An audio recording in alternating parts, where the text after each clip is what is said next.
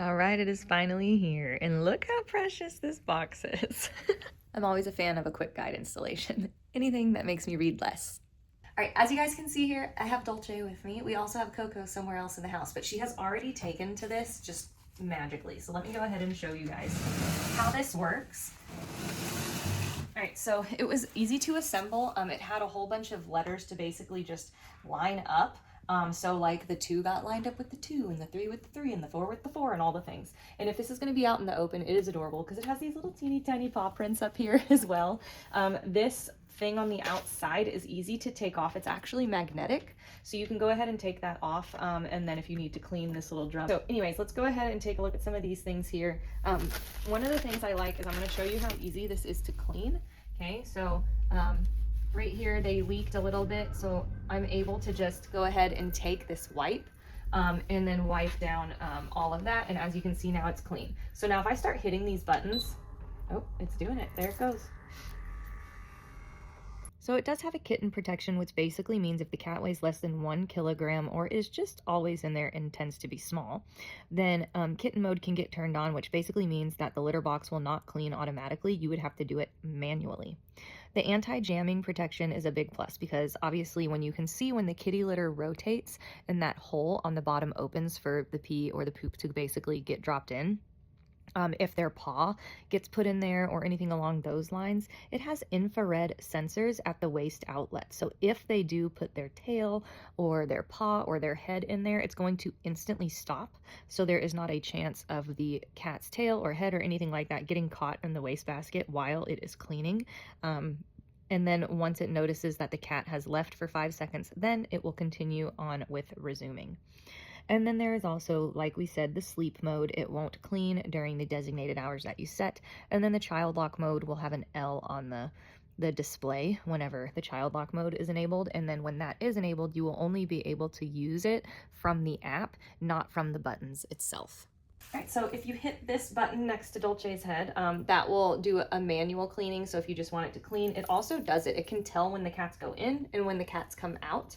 And then it delays for 2 minutes to allow the kitty litter to clump. And then it will go ahead and spin and do the clean, right?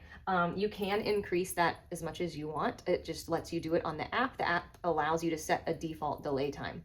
Another cool thing the app does is if you're going to your phone and telling it to clean, it'll also tell you if the cat is inside. It'll literally have a label at the top of the app that tells you the cat is inside the kitty litter, right? To let you know not to do it. This did also, I saw a few reviews that talked about these little strips that come with it, and they're basically you can put along the outside of the little kitty litter inside of it to like stop the pee from leaking, but I haven't really had that issue. The reviews say that these get dirty, so I opted not to use them, and it's been doing just fine. So the way that you clean this out is you just grab this, and then here it all is. As you can see, I had been cleaning some things and all that good stuff. I am going to increase the delay time just in general. Also, sometimes the cats will miss and the pee will get along and it ends up in the bag, so it hasn't ended up down here at all lately, so that's also a good thing. It's really easy to hook it up to Wi-Fi. This lets you know when it's full and you have to empty it, and then this button lets you know there's a cat inside, which is kind of funny because you'd obviously see that, right? And then this just lets you know that it's active and good to go. The Wi-Fi was really easy to connect through the app.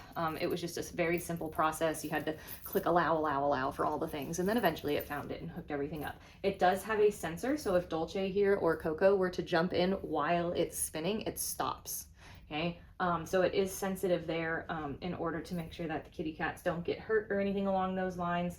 I like how this one, let me go ahead and turn it. This back here is how it spins, this little thing right there.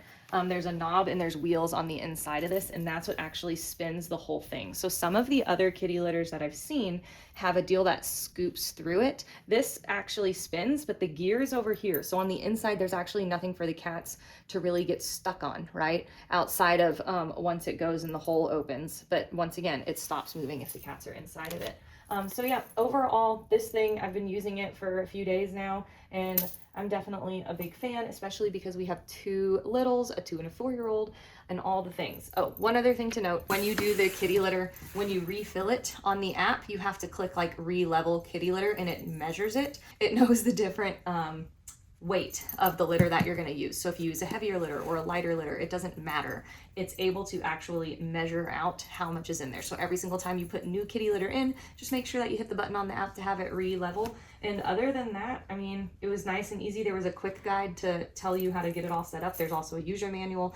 The app has a ton of options as well. But yeah, I'm definitely pretty excited that we spent money on this bad boy right here.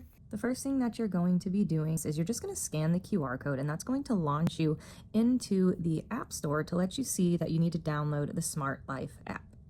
Okay, and then once you agree to all of the things, you will then be able to get in there to set up your account information.